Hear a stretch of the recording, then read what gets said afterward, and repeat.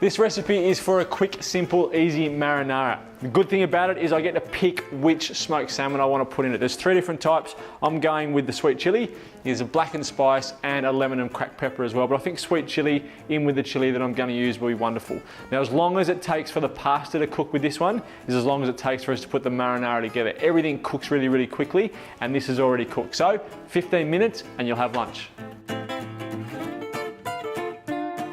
My water is almost up to the boil, so we'll get our pasta in soon. That takes about 10 minutes to cook. So we get 5 minutes into the recipe, throw that in, 15 minutes, we're there. Firstly, garlic and chili. So my garlic has already been diced, so I'm just gonna chop my chili into some reasonably chunky rounds. Now I don't wanna bring all the flavor out of the garlic and chili that I possibly can. So I'm almost gonna confit it up to a saute. A garlic can go in, and then I can turn my pan on. So the idea with whether you should turn your pan on and have it hot, or whether you should start with a cold pan, just think through the process. So with this, the longer the chili and the garlic can stay in the pan and have heat boil into it, the more flavor I can get out of the pan and into the sauce. So a little bit of our lemon infused oil to saute that in. We'll bring that temperature up slowly, and then we can get a lot more flavor out of what's in there. So we'll give that a little stir. Now, my water is boiling, I can pop my pasta in. This is a whole grain pasta. I reckon the whole grain pasta has got a little bit more flavor. It's definitely got a little bit more bite, which I like. So we're now on the clock because I want to be able to take the pasta cooked straight out of this pot and into this pan, bring it all together and plate up. So I reckon I've got 11 minutes now to have the dish finished.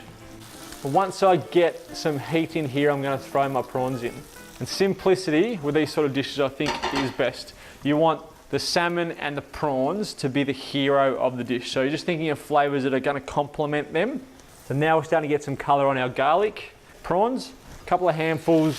So we'll let that sit. 2 or 3 minutes, I reckon, until I get some real caramelization on my prawns. Then I'm going to deglaze the pan with a lime, which I've got up here. The juice of a lime will deglaze. Then our tomatoes go in. And by then, everything will be getting close to coming together and being able to plate up.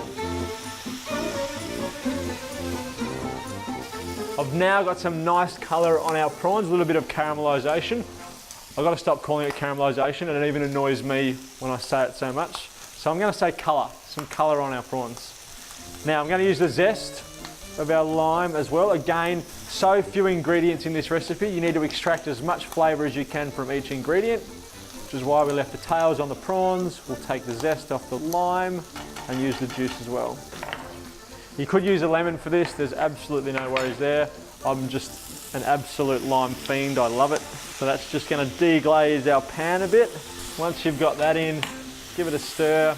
Then we're gonna open up our can of tomatoes. Ardmona, great Australian tomatoes, great Australian farmers. Pop that in, give that a stir, and then I'm just gonna let that reduce down and intensify. It'll need some salt for sure, so I'll give it a season as well.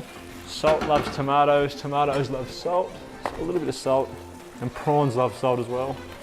So a good splash of salt, and that's just going to reduce down. We'll make that sauce nice and sticky, and then our pasta is going to go in on top. And then I'm just going to break my salmon.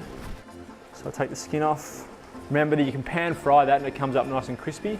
We've done it before. I'm just going to break up this salmon, and we'll add that at the last minute so it doesn't fall apart and you still get nice chunks of salmon through your pasta. My pasta is cooked. I'm really, really happy with that sauce. So I'm just going to take the pasta, and I don't mind getting some of the pasta water because it's actually good into our sauce. Stir it in, and then once that's all incorporated nicely, we're going to be ready to plate up. So it is a great fast food pasta, especially when you cook it with something like prawns, salmon that's been pre-cooked and doesn't take any time. So grab a bowl to plate up. Grab some of our spaghetti, pop that in our bowl,